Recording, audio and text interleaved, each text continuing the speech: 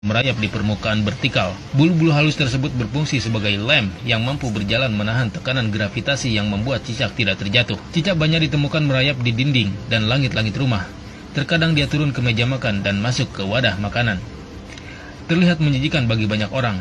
Ternyata cicak memiliki bahaya yang tidak boleh diremehkan. Tahi atau kotoran cicak terkandung bakteri salmonella yang bila masuk ke tubuh manusia bisa menyebabkan demam, diare, dan kejang pada bagian perut.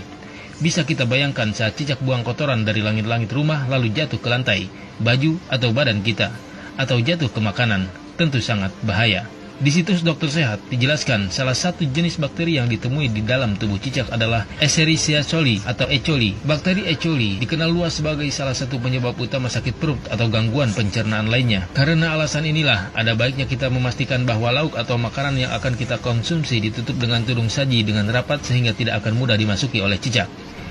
Hendaknya, sendok nasi juga sebaiknya tidak diletakkan dengan sembarangan agar tidak mudah disentuh oleh cicak sehingga tidak akan mudah terkontaminasi bakteri E. coli yang berbahaya. Sejumlah ulama menerangkan bahwa cicak memiliki racun cukup berbahaya, lebih-lebih jika dia menjelati makanan dan minuman, lalu memuntahkan racunnya padanya. Maka cicak disifati sebagai hewan perusak makanan dan menimbulkan bahaya. Karenanya, cicak disifati sebagai binatang pengganggu dan berbahaya seperti tikus, ular, dan kalajengking. Cicak masuk pada ujian madarat di samping ujian keimanan. Ya, ada madarat. Bukankah ketika cicak datang menandakan bahwa banyak kotoran yang ada di situ? Ada bakteri E. coli yang dia bawa, ada kotoran-kotoran yang ada di sekitarnya. Yang dimakannya pun yang kotor juga. Apa makanan cicak? Nyamuk. Nyamuk. Jadi ini menandakan bahwa ketika cicak hadir itu dia diciptakan oleh Allah, bukan diciptakan untuk dibunuh, diciptakan untuk menandakan ada madarat di sekitaran itu dengan kotoran-kotoran. Makanya diciptakan oleh Allah untuk menunjukkan ini ada yang kotor, ada yang gak bagus, termasuk dirinya sendiri. Maka Nabi menyampaikan riwayat Sa'ad bin Abi Waqqas, ya, qala anna Nabiy sallallahu alaihi wasallam, bahwa Nabi sallallahu alaihi wasallam amara qatlal waza', memerintahkan untuk membunuh cicak. Membunuh cicak dan ada pahala di situ. Bunuhnya cicak itu seperti kita membunuh nyamuk untuk menunjukkan ada kotoran-kotoran di situ yang hikmahnya harus kita jauhkan. Memang diciptakan dia untuk menunjukkan itu dan harus dibunuh dia. Harus dibunuh. Ketika Anda bunuh itu bukan cuma ada pahala di situ, tapi menghilangkan keburukan-keburukan yang mungkin muncul. Termasuk di situ mengusir keadaan-keadaan jin, karena jin senang di tempat yang kotor. Makanya saya bisa katakan kalau ada cicak tuh beberapa tempat, itu jin biasanya ada juga di situ. Karena senang di tempat-tempat yang kotor. Ya, senang di tempat-tempat yang kotor. Jelas di sini? Dalam kitab Al-Mawsu'ah Al-Fiqhiyah, membunuh cicak dan sejenisnya termasuk disyariatkan dan disunahkan. Termasuk yang disyariatkan untuk dibunuh adalah ular. Begitu juga disunahkan membunuh cicak meskipun tidak menyakiti.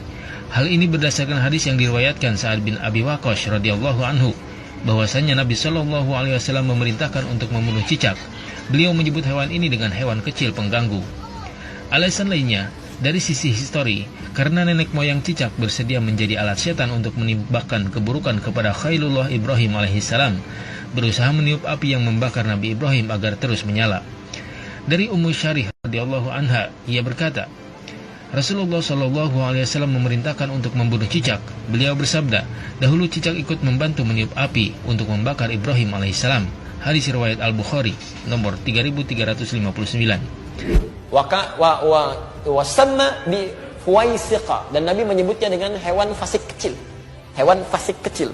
Selain membawa kotoran, dia pernah juga meniup-niup api yang sedang membakar Nabi Ibrahim supaya semakin menyala. Ya, diharapkan menjadi dingin dan teduh, ini malah ditiup-tiup oleh hewan ini. Makanya ketika Anda membunuhnya, bukan cuma menghilangkan kotoran, tapi plus ada pahala di situ. Pahalanya di situ dengan sekali pukul ada 100 kebaikan, ya kan? Berdasarkan hadis riwayat Al-Bukhari dari Ummu Syuraik, nomor hadis 3359. Dan terbunuhnya cicak itu menghadirkan bagusnya kebaikan-kebaikan dengan menghilangkan kotoran yang ada di dalamnya. Jelas di sini? Cicak salah berpihak sehingga menyebabkan dirinya mendapat predikat buruk. Ia membantu setan, Masya Allah, untuk mencelakakan wali Allah.